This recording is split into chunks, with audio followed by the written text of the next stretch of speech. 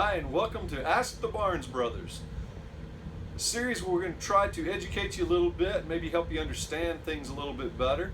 And maybe if you're a DIYer, you'll get a little bit more insight into what's going on with today's modern cars. Well, the question we get asked a lot is, why is my check engine light on? Some of them have a service engine soon light, but it's the little yellow engine light that's on there. That's a great question, and it's got a little bit of a difficult answer, if you will.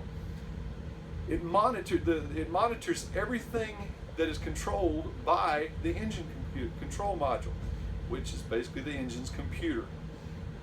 That can go anything from an engine drivability problem all the way through emissions problems, even some things as silly as the gas cap being left loose. So there's a lot of things that it monitors. So how do you know if it's important? Different things can be important and some cannot. It's best to get them checked out. You can get them checked out at any qualified service center and get a diagnostic test run. That's your best bet. That costs you some money, I know, but it is your best bet. You can also go down to most of your parts houses now will do what they call a code check. What the code does, it doesn't necessarily tell you what's wrong with the car, but it does go a long way in pointing you to the area. Like I said, it covers the entire car. This gives you an area to concentrate on. Once you get that, you can better determine possibly whether it's something to worry about right away or look into it.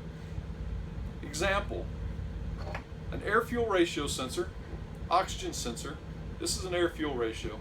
They look very similar, but they are different. These little rascals are expensive. It costs quite a bit to replace. But if you leave them alone and don't change them, they have a whole lot to do with your air-fuel ratio and the fuel control. You leave it alone, not fixed, it can do damage to your catalytic converter. What's a catalytic converter? You may not know, but I can tell you and promise you that while this is expensive, catalytic converters more expensive. So fixing this first will save you a lot of money down the road. However, if you have an emission problem, that's probably not as critical. Loose gas cap, bad purge solenoid. What's that? Well, it's just an emissions part. It's not as critical. Doesn't mean it doesn't need to be fixed. It's good for the environment. It's good for everybody. But it's not an important run me down, get me fixed right away type thing. The only way to know those things for sure is to get them checked out and have a diagnostic test run by a qualified service technician. As a little quick disclaimer, anytime the light is flashing at you, flashing is different than just on all the time. If it's flashing at you, that means get me checked out right away.